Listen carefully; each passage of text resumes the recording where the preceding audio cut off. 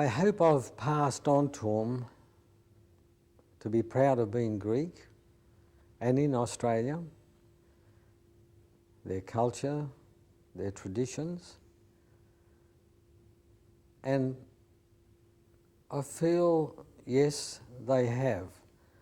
They haven't got involved in activities like I did with the Greek community, but they've always supported whatever we've done and come along to the functions and that. I'm pleased about that. And I have a daughter-in-law, an Australian, a real Aussie, and she can make Greek pita as good as any Greek. She's terrific. And pastitsa as well. So I think something did get passed on. What about your grandchildren? Grandchildren are still young, but they love the Greek food. They all do, yes. They call you Papu? Yes, they do. They all do, yes. The whole 6 of them, they all call me Papu, and my wife Yaya. And they look forward to her paksamadya, as well as pita, and any of the Greek cooking. They all love it. Do you see any of your parents or your uncles, your aunties, your grandfather, mothers in your grandchildren? Yes, back in 1980, I organised a Commoner reunion. That's from my mother's side, actually 81. And I went to the parents of, I only went back as far as the parents of my mother. In other words, my grandfather. And he had a number of brothers and sisters, most of them in Australia, still alive at that time. And this is an interesting thing that you've asked me. It makes you realise the family tree or your connections and your roots, where you came from. I regularly, when in my single days, would go to the Catherian balls in Sydney. The Catherian Brotherhood in Sydney was started in 1920 or 22 by Catherians who had come out to Australia, and they formed an association so that they would get together. And each year they would have a Catherian ball.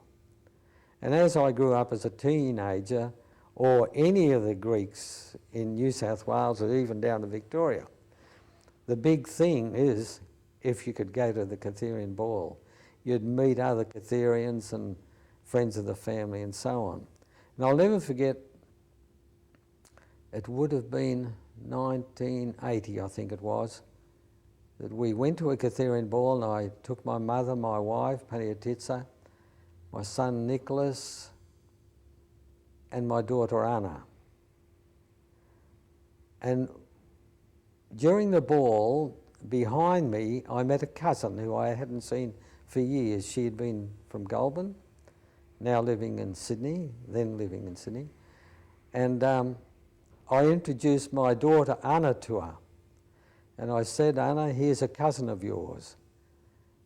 And she said, oh, I didn't know I've got a cousin in Sydney.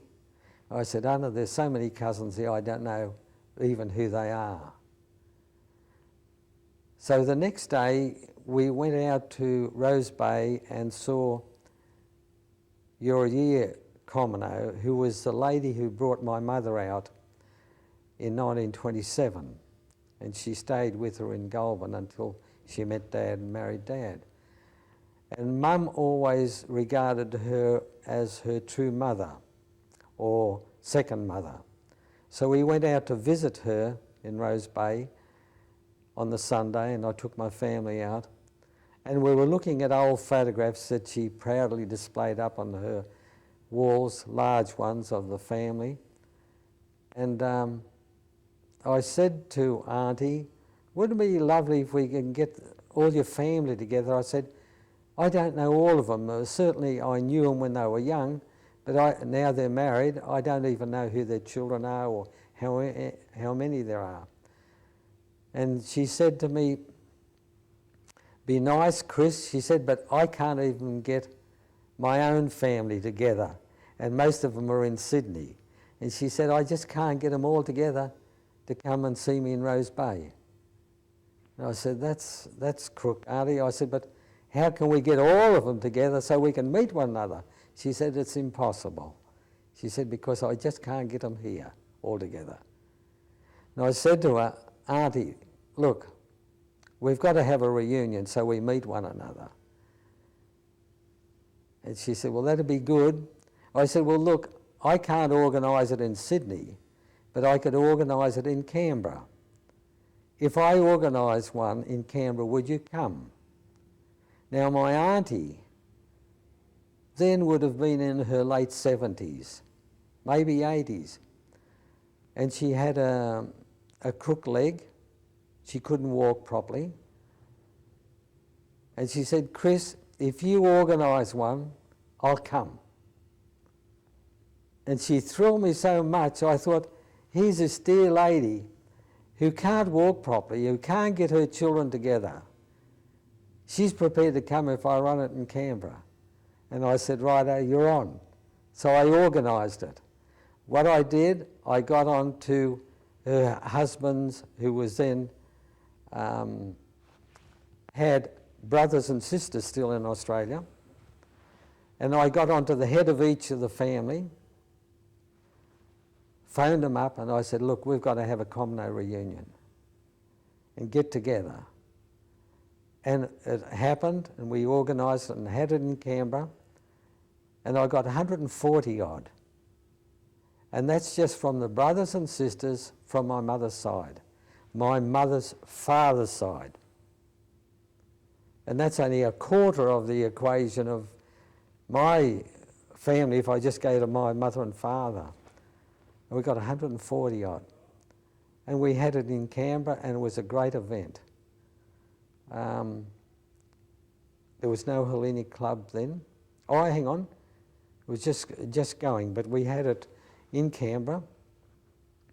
And that was a great event. That photograph is in the back page of the book of the Greeks of Canberra, that photograph that I took of that family reunion. I've tried to get them together since for another one. Not so easy, because I reckon if we had it now, there'd be well over 250. And what did you get out of that? Great thrill. Met relatives I didn't even know. And they all talk about it. They all ask me when to organise another one. But I've probably been too busy in the past. Maybe I will organise one in the future. I'd like to. Did you see anything in your grandchildren in those people? Well, I guess they weren't born then, weren't they?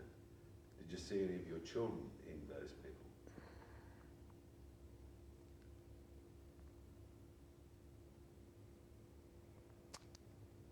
Not that I'm aware of.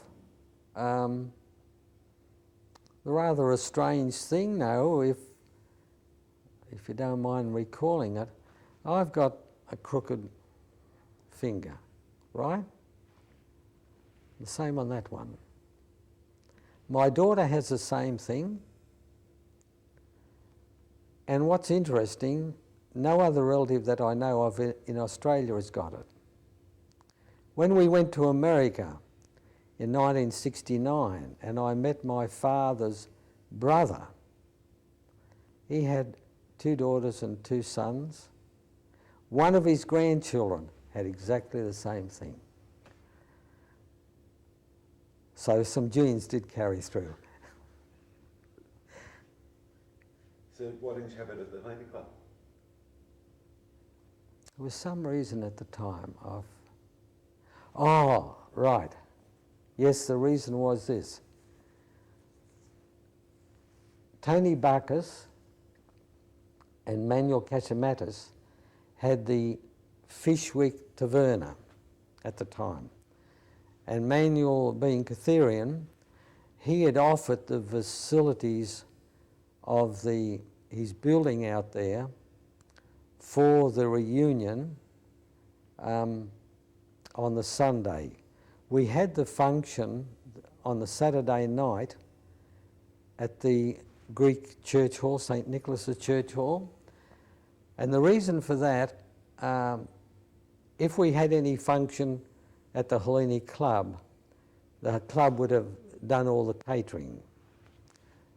In my effort to get as many people as possible to come to the union, I took into consideration a lot of them had young children, and they did. And I wanted to make it as cheap as possible for them. So what I did in organising it to be I organised it that they would come to Canberra on the Saturday night at the church hall, and I'd organised it months in advance, asked them what can they contribute in the way of food. Some brought chickens, some brought the feathers, some brought paksamadhya, all the traditional good Catherian cooking or Greek cooking, and everyone contributed. And it worked out something like about $2.50 a head by the time we finished it. We had music, we provided our own music and get together. We had prizes for the elders of each family, and it was done extremely cheap, and that was the reason we had it at the church hall. And on the Sunday, Tony Bacchus and Manuel Casamatas offered their facilities at the taverna out there, that they would provide everything. We didn't have to pay any surcharge or anything, just pay for the meal and the drinks. And it was a great success. And why it was successful is we were able to make it cheap for everyone to bring all their kids, and they did. That's a great idea. Okay, so now back to the Hellenic Club. You got involved again recently at the club. Why? I'd been asked to by a number of people, would I stand again as a director? And I didn't mind. I enjoyed it. My wife wasn't so happy that I was going to come back, because it would mean late nights again and getting home late and tying me up a lot. And she had experienced the 11 years that I'd done before, so she didn't want to repeat. But anyway, she put up with it for another couple of years, and then while I was director, and also now, while I was director, we decided to go on this extension, progressed, let out the contract and so on. And then she didn't mind me being on the theming committee, because that was less number of meetings, but sometimes that was 2 or 3 times a week, sometimes too. But now I want to enjoy the club. So what do you think of what you've done now? You know, making that decision was a big decision. What, to come back a second time? No, to do the extensions. What do you think of the extensions? They're great. But we need to do more eventually. That is, of carry on with the original concept, which was right at the beginning. We'd hoped, and we actually had the plans, for accommodation wing to be on the south end of this building. We scrapped that right in the beginning. We thought we'll do it later. But originally, right in the very first concept, was to have an accommodation wing on that south end. And what was that for? For visitors coming to Canberra. If Greeks came, they could have accommodation here. We'd rent it to them, like a hotel, motel, but priorities were the money that we had to be spent elsewhere. But it is a vision for the future, and I think it will happen. And the plans are for it to be on this northwestern end of this building. So where do you hope the Hellenic Club will go in the future? I hope it will continue on doing the best for not only the Greeks in the community, but for the Australians, helping on both sides to worthwhile causes, particularly the nursing home. The elderly people do need a lot of help, and we've got an explosion of elderly people coming on the next few years, and our St. Nicholas's nursing home won't have the capacity to handle them. They don't have now. So there is a great need there to help those people. I'd like to see the Greek language classes and dancing classes continue so that our heritage and culture will continue, and that the club will always be in the control of the members and not under any clicker. It's important that it belongs, and everyone feels it belongs to them, and so that they can be justly proud. Do you think it's important that the Hellenic remains in the name Hellenic Club? And not Yes. just an Australian club? No, it should remain Hellenic, because that's our history. We started it as a Hellenic club. It should not change. Definitely not. Should more Greekness be put back into it? Yes. I've said many, many times to board directors and the building committee, I'm so proud of the Greek heritage that this club has not only got to look Greek, it's got to smell Greek. You've got to hear Greek. You've got to taste Greek. Because not only do we like it, many Australians like it too. And something we can be proud of. The Greeks have given so much to the world in the sciences and democracy, medicine, going back thousands of years. We should be proud of it.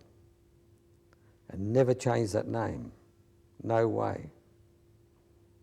So do you think the Hellenic That Club would be treason in my eyes to change anything. Do you think the Hellenic Club of Canberra has something to offer the world?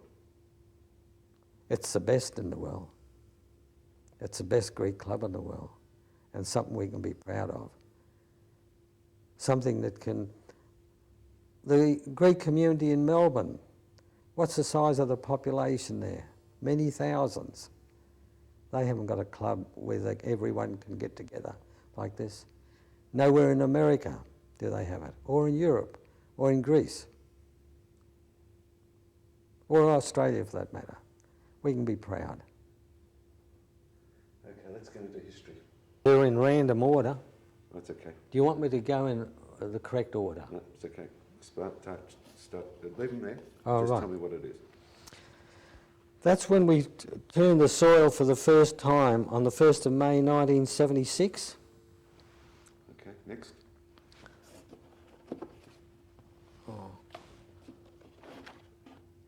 This is part of the reasons why. Oh, that's my letter. That's the letter, huh?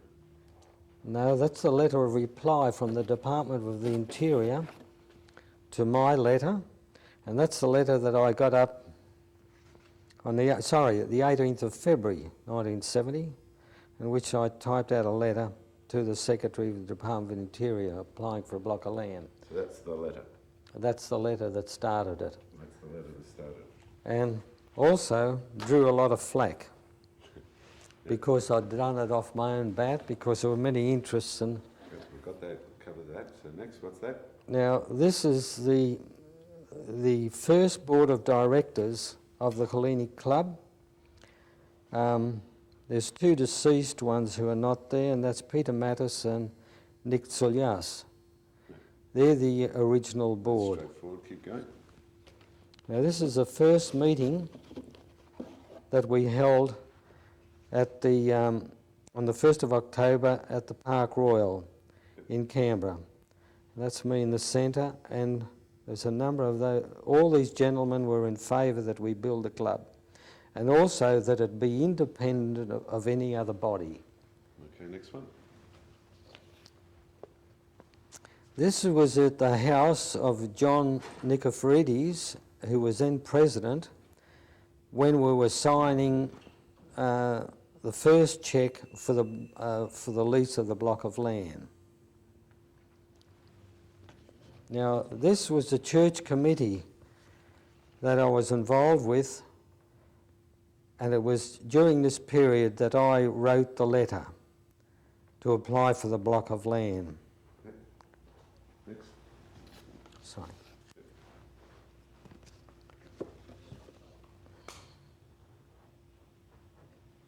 This is myself signing the cheque for the first block of land, and that's a cheque that I'm very proud of, that we paid for the first land rent cheque. This is the first meeting that we ever had in the Hellenic Club of the Board of Directors. That's me in the shorts, so it's obvious it was summertime. And that was downstairs. The building wasn't completed at that stage, but it was down in the basement, where they had the the pool tables. This is a photograph of all the directors who had served up till the period from 1970 to 98, taken at the Hellenic Club on Sunday, 25th of October 98. This is the cover of the Articles of Association drawn up by Brian Gallen. And I must mention this and give Brian Gallen the full credit. When we decided at that meeting at the Park Royal to set up the Hellenic Club, we had to draw up our constitution. And I spent 12 months with Brian in his office going over the rules and everything that we should have. And eventually it was finished. I would average probably one meeting a week with him.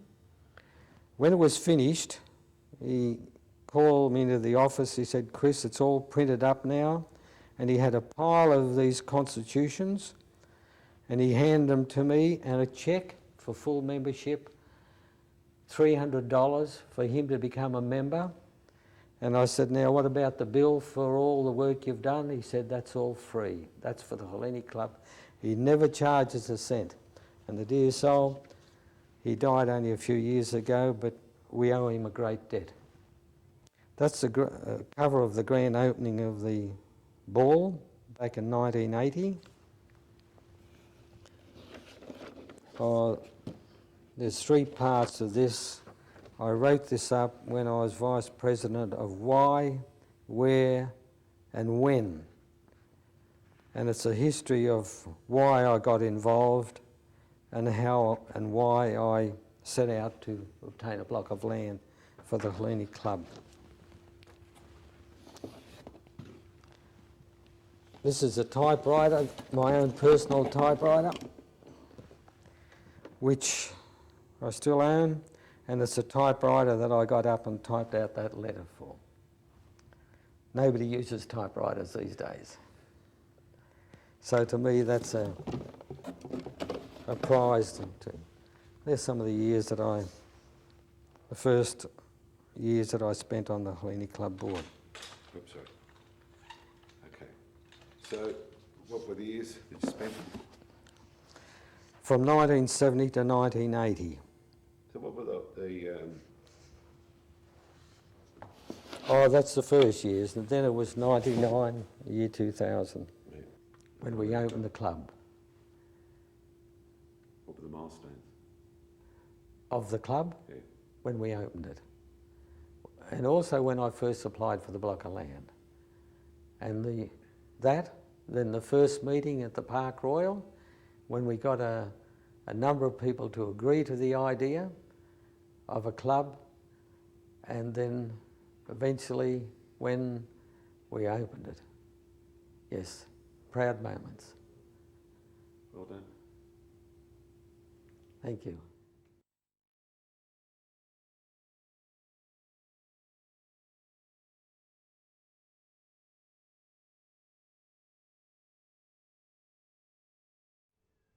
We are one, but we are many, and from all the lands on earth we come. We share a dream.